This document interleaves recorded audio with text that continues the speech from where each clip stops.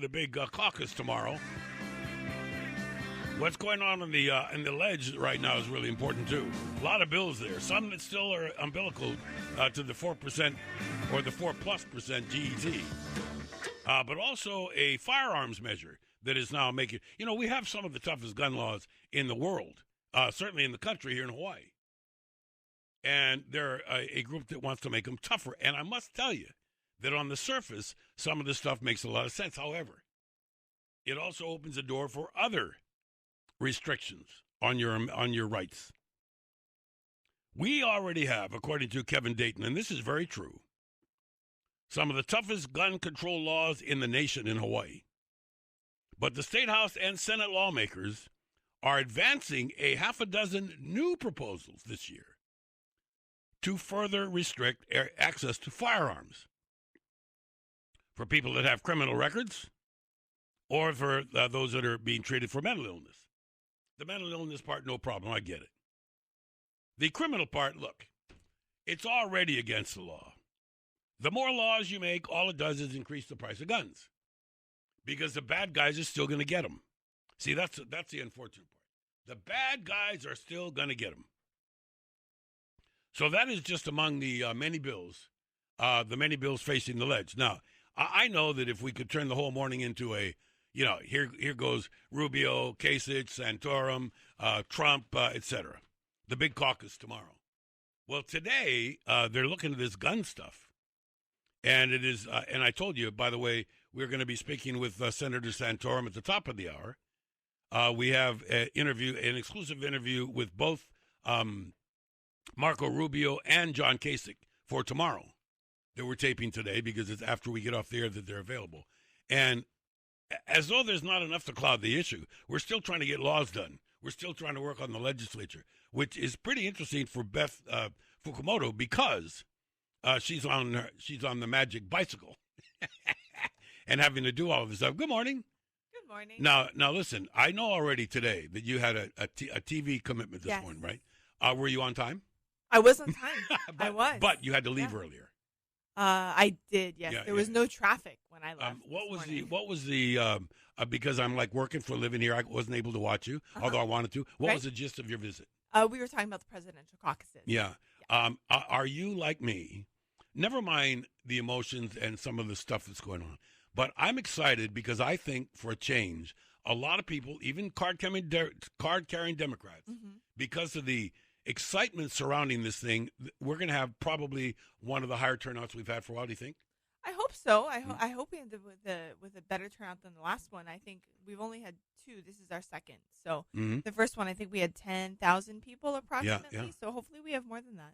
Yeah. Now, by the way, for those that don't know, it's from 6 to 8, and I don't know. It's nothing to do with our current elected officials, but is the calculating done right on location so that they should be able to fairly quickly determine who gets how many votes in what district, in what caucus?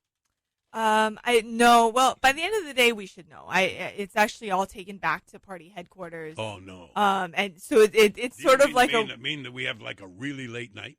Like any other election, right? Everything goes back to one location, and there are vote counters and vote watchers and all that. For those that don't know, how physically is it? Have you been seen? Have you been shown the physicality of it? Is it a puncher? Is it a X marks the spot? What is it? Well, if it's like it was in 2012, so 2012 was the first one we had. You walk in and you're going to fill out a Republican Party card. You have to be a member of the party, but you can sign up there.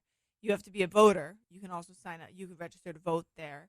And then they'll give you a ballot, and in 2012 we just it was like you colored in the dot. Yeah, basically. But the only thing on this ballot is who do you want to be president? Yes, that's it. So it's just going to be the names of everyone that paid in Hawaii. They had to pay $5,000 to get on the ballot. Okay, now, but I think that's everybody. I think so. I mean, I think that it might have even some might have paid before they dropped out. Yes, because that does happen, doesn't it? Yeah. Yes. Now, but what I think is sort of neat, and I'm sure you agree, and everybody, Democrat or Republican, has got to be excited that, hey, we somebody, even though this year is really tough, so that every single delegate counts. Yep.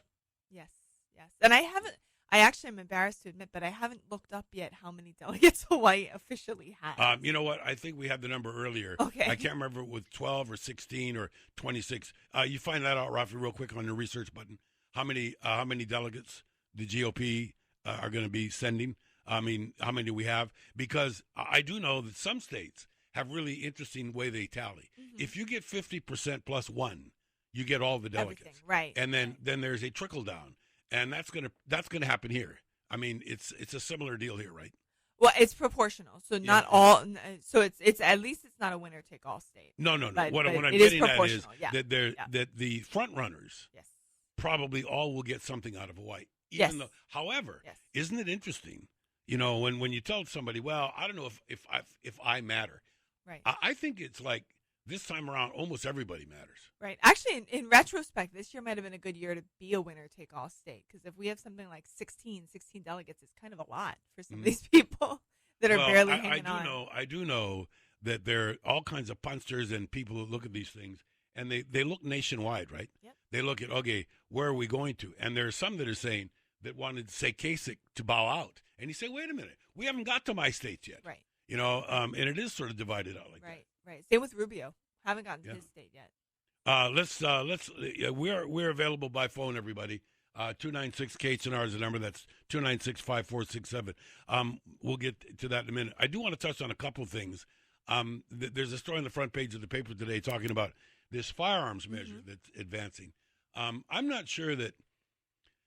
Do we need to be spending time on this issue? Because I thought that our laws were pretty well exclusive of bad guys getting guns anyway. I think our laws are pretty good already. That's been my general stance on any gun control measures. Some of them are not unreasonable. Things like stalkers not getting. If you're convicted of stalking, you can't get put on. You have to get put on the list where you can't have a firearm for a while. Yeah. I think that's okay. But there are other measures like creating a database that I think are pretty problematic. Mm-hmm. You know, the thing that concerns our listeners is that, okay, let's say that you can do this and do that. It should be already that if somebody with a mental condition has, especially if they're on meds, then they shouldn't be able to have a firearm. Yes, it is already like that. Yeah, it's already like that. Yes. So then do we need to have more paper? I mean, you know, it seems like a lot of these laws are just more paper. Yeah, I think this the one about not being able to have firearms if you have a mental illness. The only difference that's actually getting changed is how quickly the police can take away the firearm. So they already can take it away, but they're supposed to wait 30 days. You know, we've had what about, and I know you hear this from the pro-gun guys. Look, the bad guys, it doesn't matter. They're going to still get their guns. They're just going to pay more for them. Right. They're going to be harder to get. And I completely agree with that. And Hawaii's gun laws are strong. There's no reason why we should be advancing so many gun measures this year. Okay, we are still trying in vain to lock up that number. But what does it look like so far, Rafi? 16. That's what we thought. We knew it was either 16 or 26. So we have 16, but they count. They do. That's and 16 cool. Makes a difference. Yeah, They're fighting over like 4 delegates in some places. Yep. Okay, so that's the and that's all about maybe there being claims by the Trump camp and good ones, whether or not people believe in him or his philosophy. Is it they're sure stirring up the pot? They're bringing more people up to the plate. Hopefully, and we'll see if that happens in Hawaii. It's always difficult. The Mililani one was great in 2012. I'm hoping tomorrow's our big day at the legislature. So we have about 200 bills we're voting on. I know that. And then after that, you all got to go to your caucuses, right? Hopefully we make it. Right? Yeah. These long sessions have been going past 6 o'clock. Yeah. So. And by the way, I must tell you, before we go to the news break, we wanted to make sure that everybody knew we were wishing well to Senator Sloan, who he said he stayed overnight in the hospital just because he didn't want to cook and he didn't want to clean up his room. Yes. Right? So, but he's back in the saddle again. Okay, more coming up. 65467 or email us at themikebuggshow@gmail.com. Now, back to Mike on 690, The Answer. Yeah, House of Representative Beth Fukumoto Chang in the House for our Monday morning discovery. And one of the things that we discovered is it's not 16. We actually have we've done the research, and I thank Chaz on tie. There are 19 GOP delegates from Hawaii and 31 Democrats. Which is even better. Yeah, which is pretty interesting. Okay, so 296-KHNR is the number. That's 296-5467 if you'd like to join us. Just to give you a heads up, Senator Rick Santorum in town stumping. He's on the campaign trail for Senator Rubio. We'll be visiting with him. We have John Kasich set up for tomorrow. We also have Senator Rubio set up for tomorrow and still working on some of the others. Anyway, here's what's going on. The telephones are going nuts at 296-KHNR. That's 296-5467, and I'm going to get to you. This will be good. I'm not sure of what, but Beth, put on your headsets. Let's go to the phones for a bit. Let's see who's on first. Major Richard Robinson, HPD, supporting the firearm bill. This is good. This is good that we get input from that because I think it's important. First of all, Major Robinson, thanks for joining us. Good morning. Good morning, Mike. How are you? I'm well, thanks. And Beth Fukumoto Chang and I are here, anxious to find out. I kind of thought that the laws were tough enough, but yet you say that HPD looks like being in favor of these new additions, if you will. Yeah, Hawaii has some great firearms laws. Excuse me.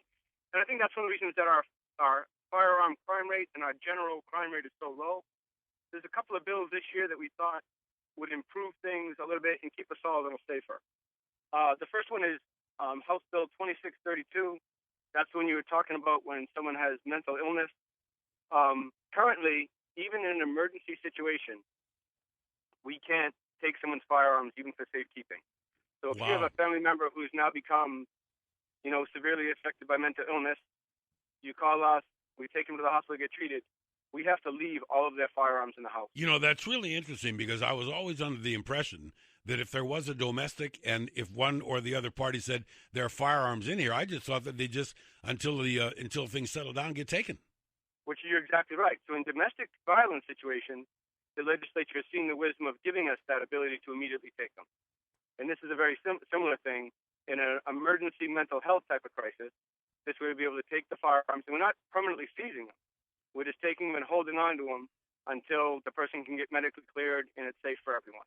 But Beth, what do you think? I mean, that sounds fair enough to me. Yeah, I'm actually the only person in my caucus that voted in favor of the bill and then ended up writing about a page-long description in defense of why, and it was exactly what you just said. That was why. But Major, don't you think that there would be a lot of people there saying, hey, it's a slippery slope.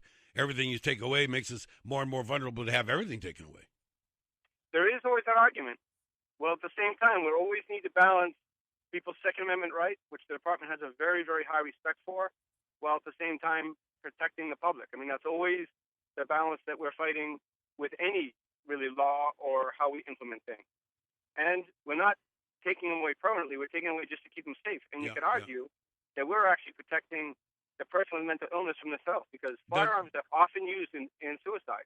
Does it spell out the length of time something would be, kept away from somebody? Is that case by case, or was there a time limit or any of that? Do you know? Section 134.7 already cites how they get it back, which basically is once you get a letter from a doctor saying that you're no longer adversely affected, then would return the firearm. Sounds fair enough to me, don't you think? And by the way, Beth and I are both nodding. It must show tremendous restraint. You've heard this, I'm sure, that you guys you cops in the bushes, on boots on the ground, aren't whipping your guns out of your holster every day. It's a rare occasion, isn't it? Yes, it is. It's very rare. And we try not to ever have to do that, but unfortunately, oftentimes situations present themselves where we have to. I hope your side has plenty of time to testify for this bill. Yeah, we've got great support. We have a lot of support from the community. We have a lot of legislators working really hard for us. And, I think there's been a very fair debate on it. The Hawaii NRA the Hawaii Rifle Association gave their views. We talked to them and met with them about these bills before the legislative session, so we understand their concerns. And it's going to come down to one of those situations where, the legislators are going to have to vote their hearts. And we understand that. This is part of the process. Hey, Major, thanks very much for the call. Appreciate it. Yeah. And Beth, that's the kind of input you need. And I do know that there's a lot of people that say, they don't really listen to me. And you've said this before. And as we go down this session right now, I'm guessing that input from your constituents and from others is more important than ever. Oh yeah, it's very important, especially as I mentioned, we were voting on almost 200 bills today, and on every single one of them, I take my constituents' opinions into account. Okay, let's go to our perennial friend Don out in Kaneohe, who has a question about. He's a watchdog about elder care. Hey, Don. Good morning. Hey, thank you for taking my call. Sure. Thanks, Beth, for being on the show. I talked to you last time about House Bill HB 2005. I think that one got stalled this session, but HB 600 is for community care home where you can have two married couples or civil unions to be in the same home. So that I think that one's still alive. And I just want to know if it is, if you can support it and have your colleagues there support also at that big house. Another thing is concerning about firearms. I used to work at the Kaneohe Marine Corps Exchange on Kaneohe. I had to retire in 2009, but there's word that they're going to be selling firearms in exchange. So I want to know what your opinions about that. And I think they have a stricter guidelines over there on the base, but I hope our military is able to purchase firearms but don't have any mental illnesses and whatnot when they do. And I just want to know about your opinion and about HB 600. Take your comments off the air. Thanks, okay, Mike. Thank you, Don. And that is kind of interesting because one would think it's a no-brainer. I mean, aren't there checks and balances when you're in military service about firearms anyway? Right. And the state can't really control the exchanges, so it does make it a little bit more difficult to comment on it. But I think, having retail sales of guns, we want to make sure people are all having to go through the same process. Sure. And that's a great point. In other words, even if it's available at an exchange on the base, you still there would be people with access to the base that may not be a frontline boots on the ground soldier that's gone through scrutiny. Right. I would have some questions to make sure that they are going to have all those same background checks and everything that's supposed to happen, because I can get on base because of my husband. There's a lot of family members, right? I could probably walk in and buy one, but I hope that they would run me through the same process. Yeah. Okay. That being said, what are some of the other things we're gonna? I do know that right now everybody's talking about the caucuses and all of this excitement. But it's business as usual. I think it's ironic that, of course, the Republican minority is a minority, but they're going to work you guys to the bone tomorrow. So not too much politicking going on. Yeah, no, we're going to be working quite hard. But quickly to go back to Don's other question, just super fast. House Bill 600 is still alive. But I haven't seen a ton of movement on it yet. I think there's a similar measure moving. What's the gist of 600 for those who don't know? It essentially allows a married couple or somebody in a civil union to live in the same care home. There are some situations in which they can't, and this would fix that. Yeah, and that it's a no-brainer. It's to fix it. I don't think that can really be an issue. I actually questioned why it happened in the first place, and then it was explained to us. A lot of it was financial. That some of these facilities can't physically take on the financial burden of a second person. Right. But then when you find out that a husband and wife of 50 years are separated by some silly thing, right? Right. Yeah. Right. Also, there's another question, and this, I know the answer to this, but it still shocked me to find out how much fraud and banging of the gong there was on people collecting benefits after somebody is deceased, whether it be, whether Social Security or other programs, because doesn't Social Security pass with the passing? Yes, it should. Yeah, I mean, otherwise we would be paying family forever for somebody that only worked for 30 or 40 years. Right. So I think that's not designed to be mean or anything. What when you said this is a no-brainer, are there some that are embarrassed that it even needs to be done? I mean, that situation could have come up in the first place? Yeah, I think it's a little bit more frustrating. That we haven't fixed it yet, because we've now talked about it a couple legislative sessions in a row. So I can see where Don's concerned, because the bill keeps dying. I see that lovely old couple. Yeah. And I mean, when you put a face and a name and a situation to something, it becomes glaringly obvious that we've been doing wrong to these people, right? More coming up with Beth Fukumoto Chang and you and me at 296-KHNR. That's 296-5467. We're getting email, but as you know, during our little political get-togethers, we don't take email. But we'd be happy to take your call, and that could be easy by just chiming in at 296-5467. Mail in more traffic next. Stuff's KHNR. It's the home of Hawaii's award-winning Mike Buck Show on 690. The Answer.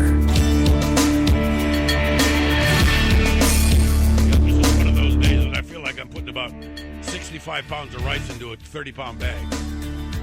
Don't forget, coming up at the top of the hour, right after, just before our Crime Stoppers Monday, Senator Rick Santorum, who was here in Hawaii, actually stumping for Senator Rubio. And the battle seems to be perking up pretty good, and it's sort of interesting as we swing towards this part of the country. Representative Beth Fukumoto Chang is here because we're doing our Legislative Monday, but it's hard to deny the 800-pound gorilla in the room, and that is getting people out and ringing the bell and voting for whoever their chosen person is. Yeah. Yes, that's what I was doing this morning. Yep. You know, the thing that I think is interesting is this. If your guy loses, then you have to go to the next guy that you think would be the most like your guy, right? Right. And hasn't everybody – look, there were 17 Republicans in the beginning. Now there's 4. Yes. So that means that, a lot of people are disappointed that their person is out. Mm-hmm. A lot of people are. What I find most interesting in some of the shifts, I think Chris Christie joining Donald Trump was interesting. That's a shocker, really. It was quite surprising. Yeah. I think Rick Santorum joining Marco Rubio is surprising, considering there's this constant refrain about Rubio being the moderate. And Rick Santorum's known for being quite conservative, so I think that whole thing about Rubio not being conservative enough might be incorrect. There are many people, including pundits on the Democrat side, saying, look, the Republican Party is trying to reforge itself. And there are many that are saying that all of a sudden Hillary has become really moderate to encourage that. It's sort of interesting, just as a personal, from an observation standpoint. Are you as surprised as I that Bernie Sanders has hung in there as long as he has and is within striking distance? No, I'm not. Yeah. I think on both sides, people are frustrated with the establishment. And that's what Hillary represents, probably more than any other candidate in the race, Democrat or Republican. Remember all of the times when you hear the biggest 3 words in campaigns, it's time for a change. Right. Well, it kind of is. I mean, whatever we're doing isn't not working that well. No, and I think that's been very clear even on the Republican side in the primaries. Yeah. There are many that have said, and I know this argument will be fostered, next year, that maybe it is time to look at more than just 2 parties. It's pretty tough, though, isn't it? And when you think about it. It's tough, and I think this is not the year to run a third party. Yeah. At this point, the third party just becomes a spoiler. But I think we need to start talking about how closely we cling to 2 different parties and whether or not labels matter. What about this, Beth? I mean, I was very interested in the last Republican debate before the last debate. I mean, there's 40 of them. I can't even remember. Every 8 minutes there's a new one. But I was interested the way they put it together and said, will you support the nominee? And this was a effort, I think, to let everybody know that didn't support Trump, that if he gets it, he's going to get supported. That does not look like it's the case now, because it looks like there's more and more likelihood that Donald Trump is going to win. Right. And if he does, where's everybody going to go? Yeah, I think a lot of us still don't know what happens. Wouldn't it be the most that it would matter of who people hired or who people said that they were going to hire? In other words, would Dr. Carson make a good Surgeon General? And isn't there a big pool to pick from? There's a huge pool to put together a cabinet for sure. I think whether or not Donald Trump is willing to do that is in question, but we'll see. Okay, let's focus for the next few minutes on a huge big pile of paper sitting on your desk down in the Big Story building. Yes, we have. I think it's 198 bills, 191 bills we're voting on tomorrow. So today we're going to be sitting and reading through them all. When that happens, just explain to people. I mean, this is when you can give your staff a bump on the back, because I do know that a lot of people say, look, can you look at this and give me some bullet points? What is this saying? It's how, generally speaking, these bills that you're looking at, how many pages are they? They can range from 2 pages to 50 pages. Yeah, the 2-page kind of the ones that you like, right? I love the 2-page ones. It's usually maybe about 10 pages.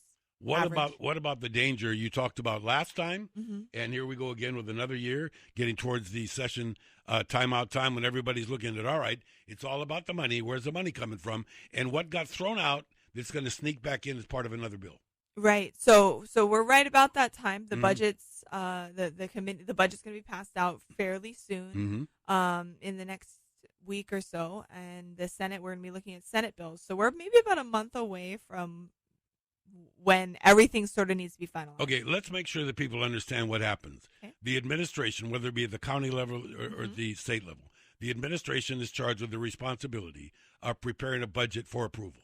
Yes. Okay, so that means that Governor Ige's staff is working very diligently, we hope, on saying, okay, this is what we think we should spend in line by line on what. Now you guys look at it. Right, so they've already given that to us. Mm-hmm. We have that. The finance committee, so the first person to look at it would be the House. So the House is looking at it right now and is going to make its changes, which are usually pretty different from what the governor is asking for.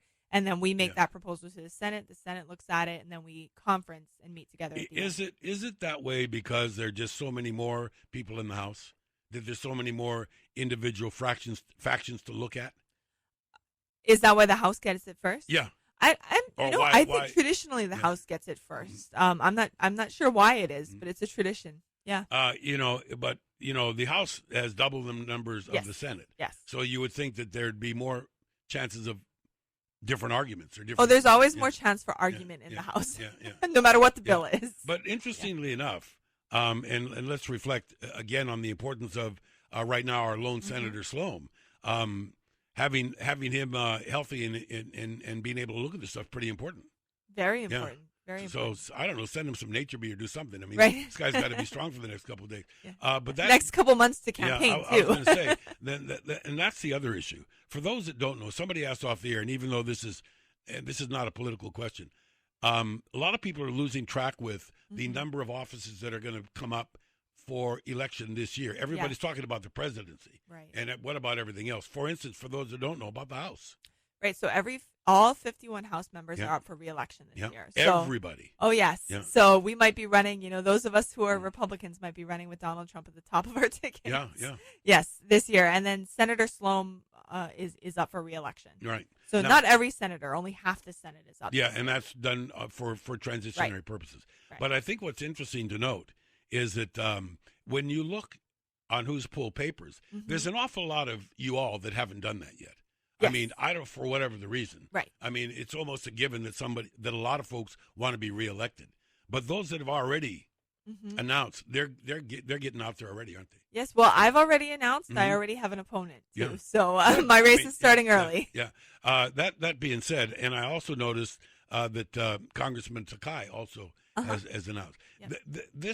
Don't people need to know in advance if their candidate is going to run again? Because if not, then they have to decide who they want. Yes, they do, and that's why that's one of the reasons why you pull your papers early and you announce so people know don't start trying to fill my seat. Are you amazed, just on a personal level, at the amount of money being spent right now in the Republican, in the race for president? I mean, multi millions. Yeah. It's unbelievable, and I what's frustrating to me is that you can really make change at a state level, and that doesn't cost a whole lot of money. I was going to say, for those of you that are wondering about contributions, when you weigh how much bang for your buck you get, generally you get more results at a local level. Oh yeah, $100 check to me is a huge deal too. But when you're adding it to multi-million dollars for a presidential campaign, it's not as much. Yeah. Okay, well that's going to wrap it up for this time, Beth. When you go to once again, how many more bills are there, do you think? You're voting on 100 and something? 191. Today. I mean, tomorrow. Tomorrow. And then you're going to go caucus. We're caucusing today. Yes, today we are. There you go. Thanks, Beth. Thank you. When we come back after the top of the hour, it's